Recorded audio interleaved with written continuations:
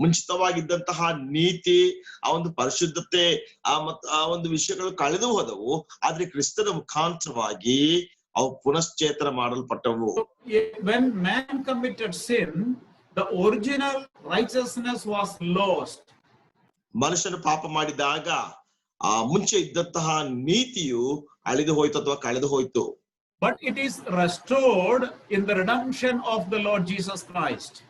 ನಮ್ಮ ಕರ್ತನಾದಂತಹ ಯೇಸು ಕ್ರಿಸ್ತನ ಬಿಡುಗಡೆಯ ಕಾರ್ಯದಲ್ಲಿ ಅದು ಪುನಶ್ಚೇತನ ಮಾಡಲ್ಪಟ್ಟಿತು. In Ephesians chapter 4 verse 24, ಎಫೆಸದವರಿಗೆ ಬರೆದ ಪತ್ರಿಕೆ 4ನೇ ಅಧ್ಯಾಯದ 24ನೇ ವಚನವನ್ನು ನಾವು ಓದುವಾಗ, ಎಫೆಸದವರಿಗೆ read like this. 4:24 ನಾವ್ ಈ ರೀತಿಯಾಗಿ ನಾವು ಓದ್ತೇವೆ. ಆ ಸ್ವಭಾವವು ದೇವರ ಹೋಲಿಕೆಯ ಮೇಲೆ ಸತ್ಯಾನುಗುಣವಾದ ನೀತಿಯುಳ್ಳದ್ದಾಗಿಯೂ ದೇವ ಭಯವುಳ್ಳದ್ದಾಗಿಯೂ ನಿರ್ಮಿಸಲ್ಪಟ್ಟಿದೆ. So this verse emphasizes that the new self of the believer is in the newness of God, has been created in righteousness and holiness. ಈ ವಚನವು ನೀತಿಯಲ್ಲಿಯೂ ಮತ್ತು ಪರಿಶುದ್ಧತೆಯಲ್ಲಿ ಸೃಷ್ಟಿಸಿದಂತಹ ಆ ಸೃಷ್ಟಿಕರ್ತನ ಹೋಲಿಕೆ ಮೇರೆಗೆ ಅದು ಇರುವಂತದ್ದಾಗಿದೆ ಎಂಬುದಾಗಿ ಈ ವಚನವು ನಮಗೆ ಸ್ಪಷ್ಟವಾಗಿ ಹೇಳುವಂತದ್ದಾಗಿದೆ. In Colossians chapter 3 verse 10, ಕೊಲೋಸ್ಯರಿಗೆ ಬರೆದ ಪತ್ರಿಕೆ 3ನೇ ಅಧ್ಯಾಯದ 10ನೇ ವಚನ, where it is declared that the new self is being renewed to a new knowledge according to the image of the one who created him. ಆತನನ್ನು ಈ ಸ್ವಭಾವವು ಅದನ್ನು ಸೃಷ್ಟಿಸಿದಾತನ ಹೋಲಿಕೆ ಮೇರೆಗೆ ದಿನೇ ದಿನೇ ನೂತನವಾಗುತ್ತಾ ಪೂರ್ಣ ಜ್ಞಾನವನ್ನು ಉಂಟು ಮಾಡುತ್ತದೆ.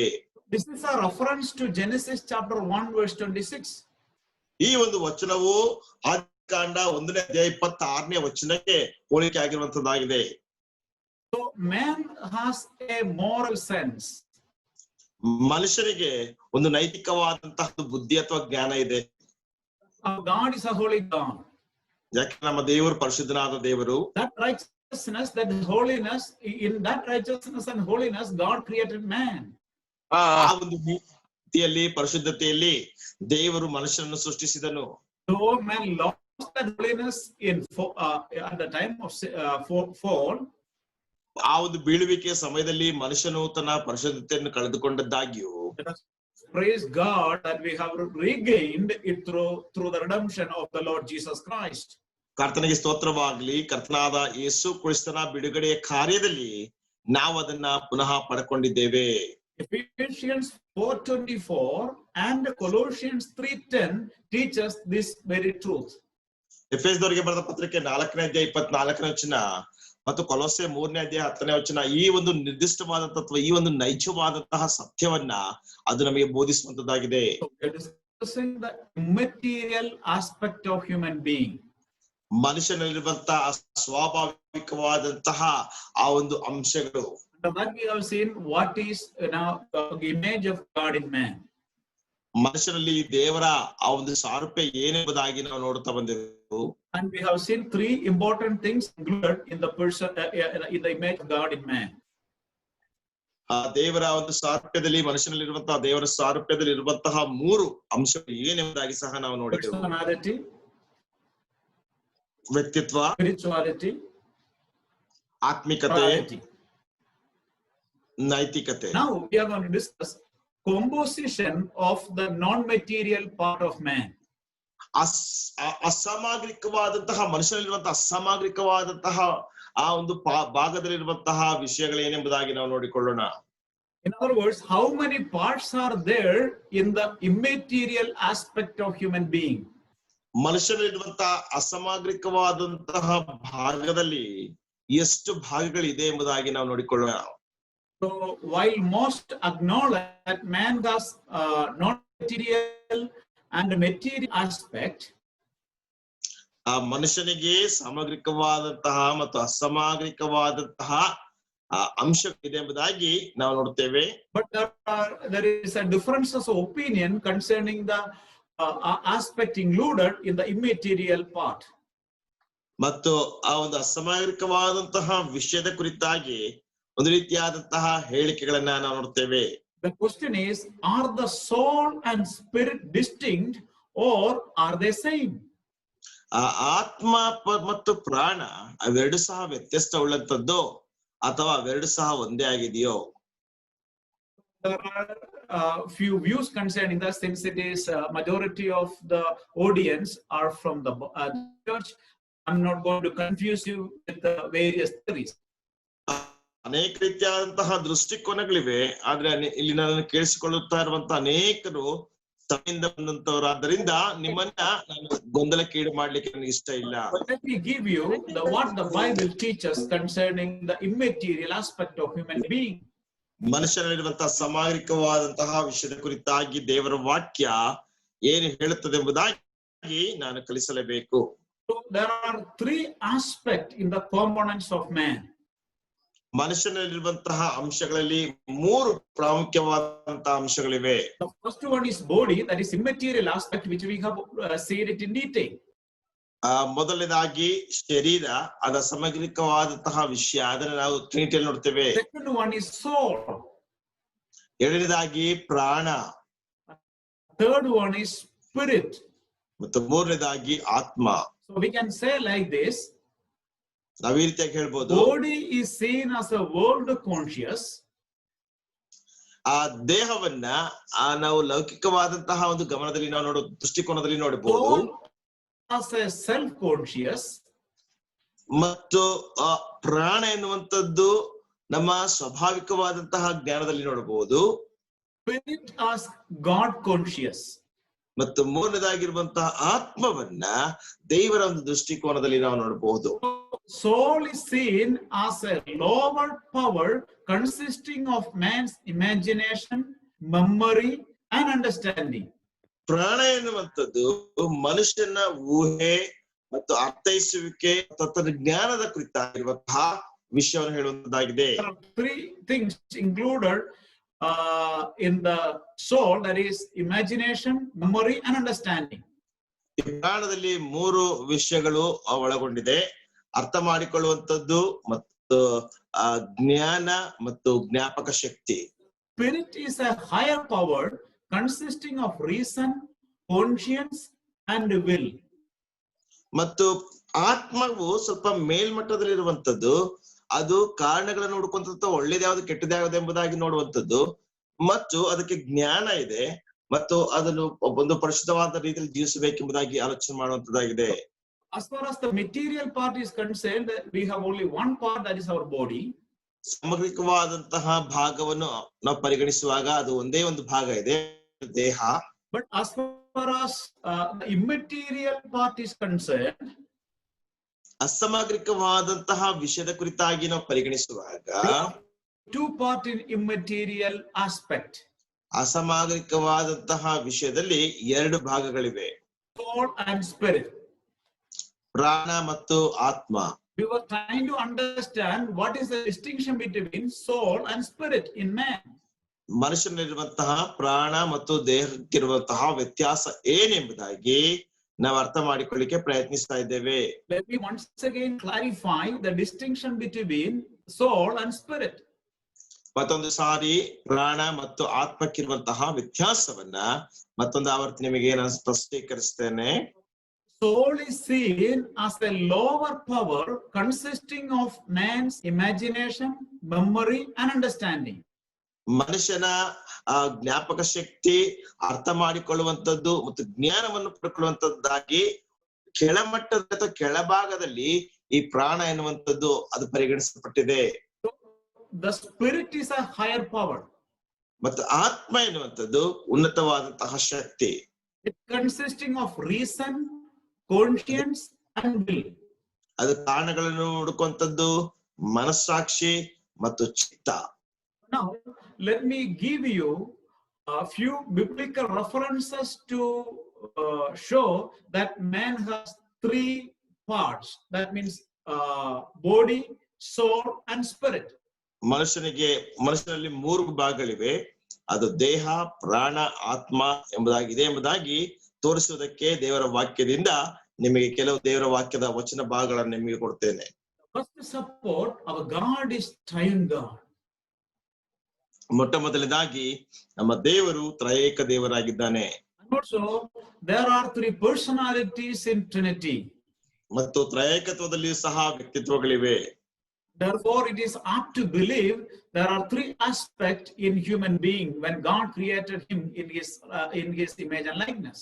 ಆದ್ದರಿಂದ ದೇವರು ಮನುಷ್ಯನನ್ನು ತನ್ನ ಹೋಲಿಕೆಗೆ ಮತ್ತು ತನ್ನ ಸಾರೂಪ್ಯಕ್ಕೆ ಸರಿಯಾಗಿ ಉಂಟು ಮಾಡಿದಂತ ಸಮಯದಲ್ಲಿ ಮನುಷ್ಯನಲ್ಲಿಯೂ ಸಹ ಈ ಮೂರು ಭಾಗಗಳು ಕಂಡು ಬರುತ್ತವೆ. Another reference, second point with reference, 1 Thessalonians 5:23. ಮತ್ತೊಂದು ವಿಷಯ ದೇವರ ವಾಕ್ಯದ ವಚನ ಭಾಗದೊಂದಿಗೆ 1 ಥೆಸಲೋನಿಕದವರಿಗೆ ಬರೆದ ಪತ್ರಿಕೆ 5ನೇ ಅಧ್ಯಾಯ 22ನೇ ವಚನ. And here it seems emphasizing the three-part view of human being, and he speaks about sanctification of entire person here in this particular verse. ಈ ವಚನದಲ್ಲಿ ಒಂದು ಮನುಷ್ಯನಲ್ಲಿರುವಂತಹ ಮೂರು ವ್ಯಕ್ತಿತ್ವಗಳ ಕುರಿತಾಗಿ ಅಥವಾ ಮೂರು ಭಾಗಗಳ ಕುರಿತಾಗಿ ಹೇಳುತ್ತಾ ಈ ಒಂದು ಭಾಗದಲ್ಲಿ ಮನುಷ್ಯನ ಶುದ್ಧೀಕರಣದ ಕುರಿತಾಗಿ ಆತನು ಬಹಳ ಒಂದು ಒತ್ತಾಯಿಸುವಿಕೆಯನ್ನು ಕೊಡುವಂತವನಾಗಿದ್ದಾನೆ. Let's read that verse. ಆ ವಚನವನ್ನು ಓದಿಕೊಳ್ಳೋಣ. Now may the God of peace himself sanctify you entirely, and may your spirit, soul, and body be preserved complete without blame at the coming of our Lord Jesus Christ. ಶಾಂತಿದಾಯಕನಾದ ದೇವರು ತಾನೇ ನಿಮ್ಮನ್ನು ಪರಿಪೂರ್ಣವಾಗಿ ಪವಿತ್ರ ಮಾಡಲಿ. ನಿಮ್ಮ ಕರ್ತನಾದ ಯೇಸು ಕ್ರಿಸ್ತನು ಪ್ರತ್ಯಕ್ಷನಾದಾಗ ನಿಮ್ಮ ಆತ್ಮ ಪ್ರಾಣ ಶರೀರಗಳು ದೋಷವಿಲ್ಲದೆ ಸಂಪೂರ್ಣವಾಗಿ ಕಾಣಿಸುವಂತೆ ಕಾಪಾಡಲ್ಪಡಲಿ. So here Paul says about the sanctification of the entire person. ಇಲ್ಲಿ ಸಂಪೂರ್ಣವಾದಂತಹ ವ್ಯಕ್ತಿಯಲ್ಲಿ ಆ ಒಂದು ಶುದ್ಧತೆ ಹೇಗೆ ನಡೆಯಲ್ಪಡಬೇಕೆಂಬುದಾಗಿ ಪೌಲನು ಇಲ್ಲಿ ಹೇಳುತ್ತಾನೆ. In that entire person, ಆ ಒಂದು ಪರಿಪೂರ್ಣವಾದಂತಹ ವ್ಯಕ್ತಿಯಲ್ಲಿ Paul identify three. ಪೌಲನು ಮೂರು ವಿಷಯಗಳನ್ನ ಗುರುತಿಸುತ್ತಾನೆ. What is spirit, soul, and body? ಆತ್ಮ, ಪ್ರಾಣ, ಶರೀರ. That is the second point to ಅದು prove. ಎರಡನೇ ಅಂಶ. Second point to prove there are three parts in human being. ಆ ಎರಡನೇ ಅಂಶದಲ್ಲಿ ನಾವು ನೋಡ್ತೇವೆ ಮನುಷ್ಯನಲ್ಲಿ ಮೂರು ಭಾಗಗಳಿವೆ. First one was the doctrine of Trinity. ಆ ತ್ರಯೇಕತ್ವದ ಒಂದು ಸಿದ್ಧಾಂತ ಅಥವಾ ಬೋಧನೆ. Secondly, 2 Thessalonians 5:23. ಆ 2 Thessalonica 2 Thessalonians 5:23. 2 Thessalonica 5:20 dealt with. ನಾವೀಗಾಗಲೇ ನಾವು ಓದಿದ್ದೇವೆ 5:23. Reference point. ಆ ವಚನ ನಾವು ನೋಡ್ತೇವೆ. Hebrew chapter 4 verse 12. ಇಬ್ರಿಯರಿಗೆ ಬರೆದ ಪತ್ರಿಕೆ 4ನೇ ಅಧ್ಯಾಯ 12ನೇ ವಚನ. Here it is a reference towards the work of the word of God in the life of a believer. ವಿಶ್ವಾಸಿಯಲ್ಲಿ ದೇವರ ವಾಕ್ಯದ ಕೆಲಸದ ಕುರಿತಾಗಿರುವಂತಹ ಒಂದು ವಚನ ಭಾಗ ഇതാകിരുവന്തതാಗಿದೆ. ഇവിടെ നമ്മൾ വായിക്കുന്നത് ദൈവത്തിന്റെ വചനം ജീവനും ചൈതന്യവുമുള്ളതായി ഇരുവായി തലയുള്ള ഏത് വാളിനേക്കാളും മൂർച്ചയേറിയതും പ്രാണനെയും ആത്മാവിനെയും സന്ധിമഞ്ഞകളെയും വേർതിരിക്കും വരെ തുളച്ചു ചെല്ലുന്നതുമാകുന്നു.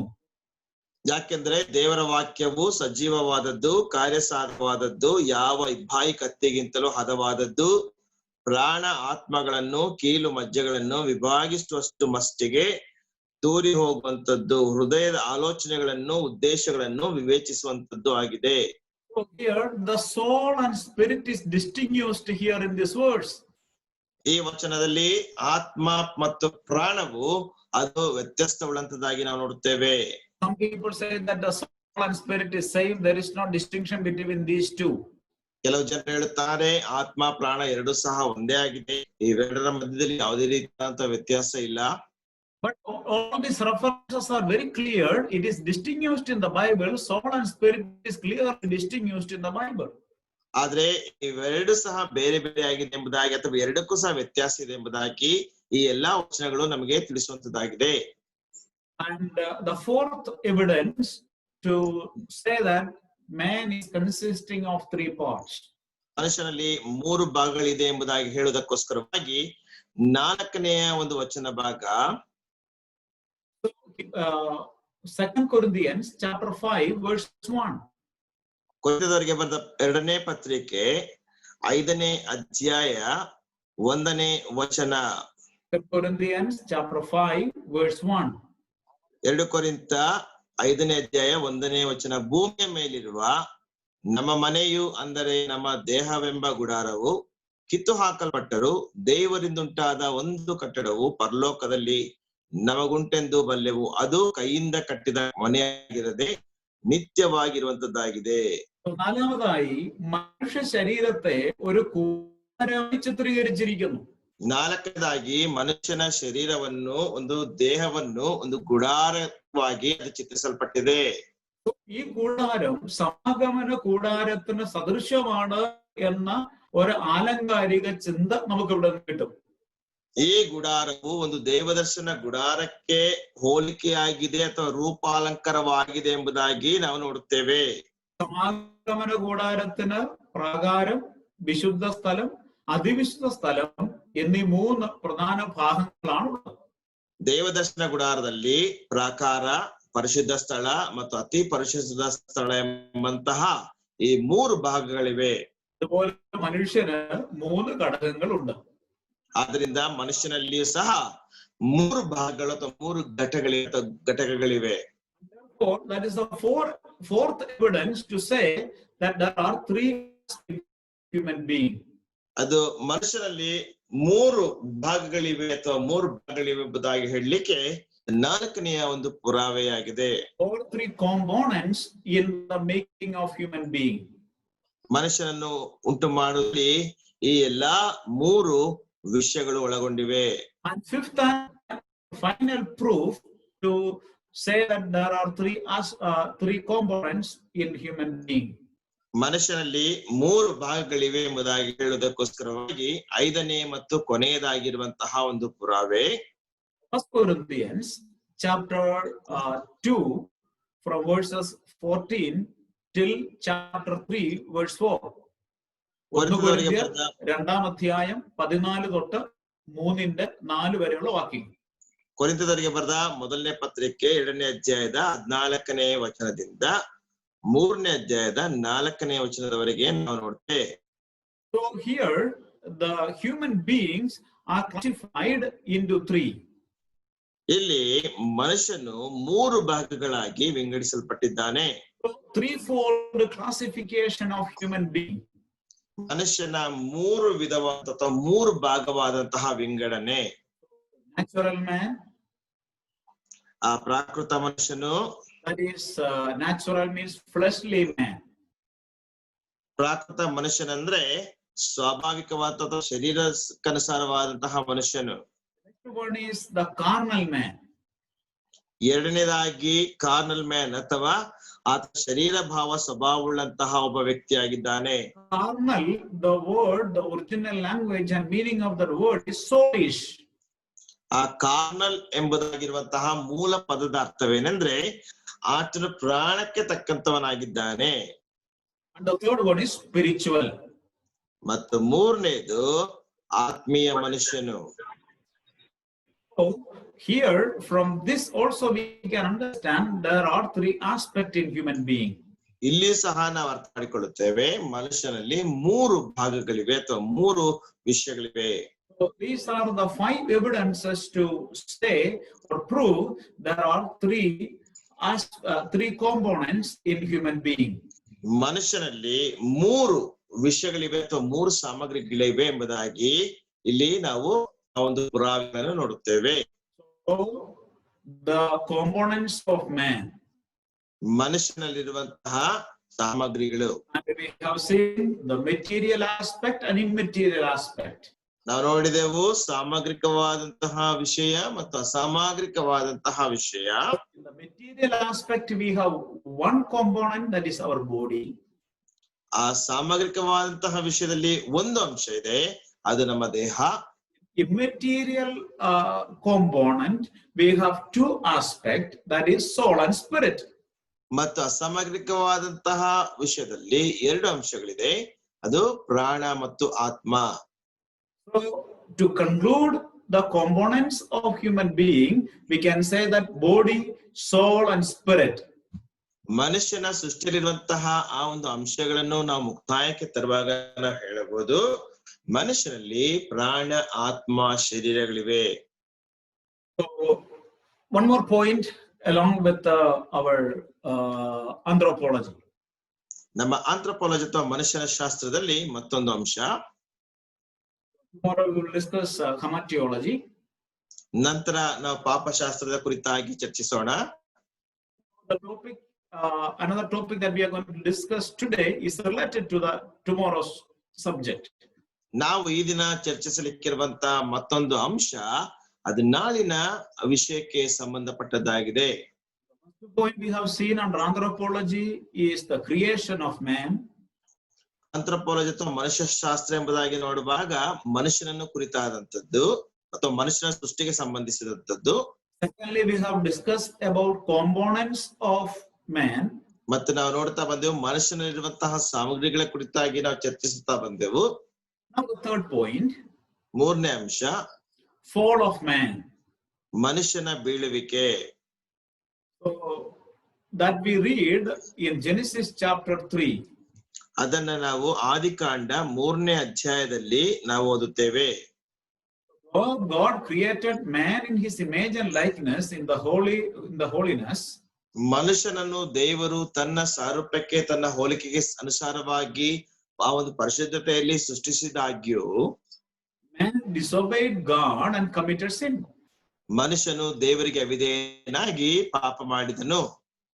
And God judged them. God judged them or punished them. ದೇವರು ಮನುಷ್ಯನನ್ನ ಶಿಕ್ಷಿಸಿದನು ಮತ್ತು ಆತನಿಗೆ ಒಂದು ನ್ಯಾಯ ತೀರಿಸಿದನು. The basic sin of the original sin was disobedience. ಆ ಮೂಲತಃವಾದಂತ ಒಂದು ಪಾಪ ಅದು ಅವಿಧೇಯತೆ. When we see the result of sin, ಮತ್ತೆ ನಾವು ನೋಡ್ತೇವೆ ಪಾಪದ ಫಲಿತಾಂಶ. and first of all, the judgment on serpent. ಮೊಟ್ಟ ಮೊದಲನೇದಾಗಿ ಸರ್ಪದ ಮೇಲೆ ನ್ಯಾಯ ತೀರ್ಪು. Genesis chapter 3 verse 14, 1-3. 1-4. Genesis. ಆದಿಕಾಂಡ 3ನೇ ಅಧ್ಯಾಯ 14ನೇ ವಚನ. The serpent had earlier been a noble creature. ಆ ಸರ್ಪವು ಆ ಸಮಯದಲ್ಲಿ ಬಹಳ ಪ್ರಾಮುಖ್ಯವಾದಂತಹ ಒಂದು ಸೃಷ್ಟಿಯಾಗಿತ್ತು. As a result of judgment, it was altered in the form and the shape. ಆ ಒಂದು ನ್ಯಾಯ ತೀರ್ಪಿನ ನಂತರ ಅದಕ್ಕೆ ಒಂದು ರೂಪ ಮತ್ತೊಂದು ಆ ಒಂದು ಅಲಂಕಾರ ಅಥವಾ ಒಂದು ರೂಪವು ಅದಕ್ಕೆ ಬಂತು. Because the serpent exalted itself, it would now forced to crawl on its belly and eat the dust of the earth as it crawling along. ಮೊದಲು ಆ ಸರ್ಪವು ತನ್ನನ್ನು ತಾನು ಹೆಚ್ಚಿಸಿಕೊಂಡಿತ್ತು, ಆದ್ರೆ ನ್ಯಾಯ ತೀರ್ಪಿನ ನಂತರ ಆ ಸರ್ಪವು ತನ್ನ ಹೊಟ್ಟೆಯ ಮೇಲೆ ಹರಿದು ಅದು ಮಣ್ಣನ್ನು ತಿನ್ನುವಂತೆ ಆಯಿತು. Secondly, the judgment on Satan, 3:15 of Genesis. ಆದಿಕಾಂಡ 3ನೇ ಅಧ್ಯಾಯ 15ನೇ ವಚನದಲ್ಲಿ ಸೈತಾನನ ಮೇಲೆ ನ್ಯಾಯ ತೀರ್ಪು. He shall bruise you on the heel, and you shall bruise him on heel, and Christ shall defeat his head. ಈಕೆಯ ಸಂತಾನವು ನಿನ್ನ ತಲೆಯನ್ನು ಜಜ್ಜುವುದು, ನೀನು ಅದರ ಹಿಮ್ಮಡಿಯನ್ನು ಕಚ್ಚುವಿ ಎಂದು ಹೇಳಿದನು. We will discuss this subject tomorrow in detail, and therefore I will just give the point and finish in time. ನಾವು ಈ ವಿಷಯವನ್ನ ನಾಳೆ ಅಧಿಕವಾಗಿ ಅಧ್ಯಯನ ಮಾಡೋಣ. ನಾನು ಕೇವಲ ಈ ಒಂದು ಅಂಶವನ್ನ ನಿಮಗೆ ತೋರಿಸಿ ನಾನು ಇಲ್ಲಿಗೆ ಮುಗಿಸ್ತೇನೆ. Third judgment was judgment on the woman. ಮೂರನೇ ಒಂದು ನ್ಯಾಯ ತೀರ್ಪು ಸ್ತ್ರೀಯ ಮೇಲಿರುವಂತಹ ಒಂದು ನ್ಯಾಯ ತೀರ್ಪು. Genesis 3:16. 3ನೇ ಅಧ್ಯಾಯ ಆದಿಕಾಂಡ 16ನೇ ವಚನ. Read, the woman would experience pain in childbirth. ಆ ಸ್ತ್ರೀಯು ಮಗುವನ್ನು ಹೆರುವಾಗ ಆಕೆಯು ನೋವನ್ನು ಅನುಭವಿಸುತ್ತಾಳೆ. And fourth judgment was on man. 4ನೇ ನ್ಯಾಯ ತೀರ್ಪು ಪುರುಷನ ಮೇಲೆ. And it is said that, he has to work hard. ಅಲ್ಲಿ ನಾವು ನೋಡ್ತೇವೆ ಆತನು ಕಷ್ಟಪಟ್ಟು ಕೆಲಸ ಮಾಡಬೇಕು, ದುಡಿಬೇಕು. And it says that, it produces its fruit, but only through the hard toil by the man. ಮತ್ತು ಬಹಳ ಕಷ್ಟಪಟ್ಟು ದುಡಿದೆ ಆತನು ಭೂಮಿಯ ಹುಟ್ಟುವಳಿಯನ್ನು ತಿನ್ನಬೇಕು. Fifth one, ಐದನೇದು judgment on human race. ಮತ್ತು ಮನುಷ್ಯ ಸಂತಾನದ ಮೇಲೆ ನ್ಯಾಯ ತೀರ್ಪು. Adam's sin was passed on to the entire human race. ಆದಾಮನ ಪಾಪವು ಇಡೀ ಮಾನವ ಜನಾಂಗದ ಮೇಲೆ ಅದು ಹಬ್ಬಲ್ಪಟ್ಟಿತು ಅಥವಾ ಅದಕ್ಕೆ ಬಂತು. Because of sin, all humanity now become subject to death. ಈಗ ನಾವು ನೋಡ್ತೇವೆ ಎಲ್ಲಾ ಮನುಷ್ಯರು ಸಹ ಮರಣಕ್ಕೆ ಒಳಗಾಗಿದ್ದಾರೆ. The wages of sin is death. ಪಾಪವು ಕೊಡುವ ಸಂಬಳ ಮರಣ. God said that when you eat the fruit of the tree, you shall surely die. ಕರ್ತನ ದೇವರು ಹೇಳುತ್ತಾನೆ, ನೀನು ಆ ಮರದ ಹಣ್ಣನ್ನು ತಿಂದ ದಿನವೇ ಸತ್ತೇ ಹೋಗುವಿ. Different aspect of the death and detail we will discuss tomorrow. ಆ ವಿಭಿನ್ನ ರೀತಿಯಾದಂತಹ ಮರಣದ ಕುರಿತಾದಂತಹ ವಿವರಣೆಗಳನ್ನ ನಾಳೆ ನಾವು ಚರ್ಚಿಸೋಣ. Fall of man. ಮನುಷ್ಯನ ಬೀಳುವಿಕೆ. Basic sin of human being was disobedience. ನಾವು ನೋಡಿದೆವು ಮನುಷ್ಯನು ಅವಿಧೇಯನಾದನು. We have seen the result of sin in fivefold area. ನಾವು ಪಾಪದ ಒಂದು ಫಲಿತಾಂಶಗಳನ್ನ 5 ರೀತಿಯಾದಂತಹ ವಿಷಯಗಳಲ್ಲಿ ಅಥವಾ ವಿಧಗಳಲ್ಲಿ ನಾವು ನೋಡ್ತಾ ಬಂದೆವು. Judgment on serpent. ಸರ್ಪದ ಮೇಲೆ ನ್ಯಾಯ ತೀರ್ಪು. Judgment on Satan. ಸೈತಾನ ಮೇಲೆ ನ್ಯಾಯ ತೀರ್ಪು. Judgment on woman. ಸ್ತ್ರೀಯ ಮೇಲೆ ನ್ಯಾಯ ತೀರ್ಪು. Judgment on man. ಪುರುಷನ ಮೇಲೆ ನ್ಯಾಯ ತೀರ್ಪು. Judgment on human race. ಮತ್ತು ಮನುಷ್ಯ ಜನಾಂಗದ ಮೇಲೆಯೇ ನ್ಯಾಯ ತೀರ್ಪು. Adam's sin was passed on to the entire human race. ಆದಾಮನ ಪಾಪವು ಇಡೀ ಮಾನವ ಜನಾಂಗದ ಮೇಲೆ ಅದು ಹಬ್ಬಿಸಲ್ಪಟ್ಟಿತು. All humanity now becomes subject to death. ಎಲ್ಲಾ ಮನುಷ್ಯ ಕುಲವು ಅಥವಾ ಮಾನವ ಕುಲವು ಮರಣಕ್ಕೆ ಒಳಗಾಗಿದ್ದಾರೆ. Listen so much about death these days because of the virus. ಈ ಒಂದು ವೈರಸ್ ನ ಮುಖಾಂತರವಾಗಿತ್ತು. ಈ ವೈರಸ್ ನ ಕಾರಣದಿಂದಾಗಿ ಮರಣದ ವಿಷಯದಲ್ಲಿ ಬಹಳವಾಗಿ ನಾವು ಕೇಳಿಸಿಕೊಳ್ತೇವೆ. Corona virus is not the cause of death. Corona virus ಮರಣಕ್ಕೆ ಕಾರಣವಲ್ಲ. It's the virus of sin is the cause of death. ಈ ಮರಣವೆಂಬಂತ ಒಂದು ಕ್ರಿಮಿ ಅಥವಾ ಪಾಪವೆಂಬಂತ ಕ್ರಿಮಿಯೇ ಮರಣಕ್ಕೆ ಕಾರಣವಾಗಿದೆ. Different aspect of death as a result of sin, which we'll discuss tomorrow. ಮತ್ತು ಆ ಒಂದು ಪಾಪದ ಪರಿಣಾಮವಾದಂತಹ ಮರಣದ ಕುರಿತಾಗಿ ನಾಳೆ ನಾವು ಚರ್ಚಿಸೋಣ. Though all the people in the world are afraid of death, ಲೋಕದಲ್ಲಿರುವಂತ ಎಲ್ಲಾ ಮನುಷ್ಯರು ಸಹ ಮರಣಕ್ಕೆ ಭಯಪಡುತ್ತಾರೆ. believers, we can praise God because we are redeemed by the Lord Jesus Christ. ವಿಶ್ವಾಸಿಗಳಾದಂತ ನಾವು ಕರ್ತನಿಗೆ ಸ್ತೋತ್ರ ಸಲ್ಲಿಸಬಹುದು. ಯಾಕೆಂದ್ರೆ ನಾವು ಕರ್ತನಾದಂತ ಯೇಸು ಕ್ರಿಸ್ತನ ಮುಖಾಂತರವಾಗಿ ವಿಮೋಚನೆಯನ್ನು ಹೊಂದಿದ್ದೇವೆ. ಕರ್ತನಾದ ಯೇಸು ಕ್ರಿಸ್ತನಲ್ಲಿರುವಂತವರಿಗೆ ಯಾವುದೇ ರೀತಿಯಾದಂತ ಚಿಂತೆ ಇಲ್ಲ. ಯಾಕೆಂದ್ರೆ ನಾವು ಸತ್ತರೂ ಸಹ ಬದುಕುತ್ತೇವೆ, ಜೀವಿಸ್ತೇವೆ. ರಾತ್ರಿ ವೇಳೆಯಲ್ಲಿ ನಮಗೆ ಅಂತ ನಿರೀಕ್ಷೆ ಇದೆ. Let us praise God for our Redeemer who died on behalf of you and me on the cross of Calvary. ನನ್ನ ಮತ್ತು ನಿನ್ನ ಪರವಾಗಿ ಕಲ್ವಾರಿ ಶಿಲುಬೆಯಲ್ಲಿ ಸತ್ತಂತ ನಮ್ಮ ವಿಮೋಚಕನ ಕುರಿತಾಗಿ ನಾವು ದೇವರಿಗೆ ಸ್ತೋತ್ರ ಸಲ್ಲಿಸೋಣ. This is the right time. All the possible medias and possible way we can communicate this message of salvation, message of hope to the people. ರಕ್ಷಣೆಯ ಸಂದೇಶವನ್ನ, ನಿರೀಕ್ಷೆಯ ಸಂದೇಶವನ್ನ ಜನರಿಗೆ ಈ ರೀತಿಯಾದಂತ ಮಾಧ್ಯಮಗಳಲ್ಲಿ ಪ್ರಸರಣ ಮಾಡ್ಲಿಕ್ಕೆ ಇದೊಂದು ಸರಿಯಾದಂತ ಸಮಯ. All are created in the image and likeness of God. ನಮ್ಮನ್ನು ದೇವರ ಸ್ವರೂಪಕ್ಕೆ ಮತ್ತು ದೇವರ ಹೋಲಿಕೆಗೆ ಸರಿಯಾಗಿ ಸೃಷ್ಟಿಸಿದ್ದಾನೆ. Therefore, it is our responsibility to reach to the unreached. ತಲುಪಲ್ಪಡದೇ ಇರುವಂತಹ ಜನರಿಗೆ ತಲುಪುವಂತದ್ದು ನಮ್ಮ ಜವಾಬ್ದಾರಿಕೆ ಆಗಿದೆ. Someone is going to die without Jesus Christ, they are going to end up their life in eternal hellfire.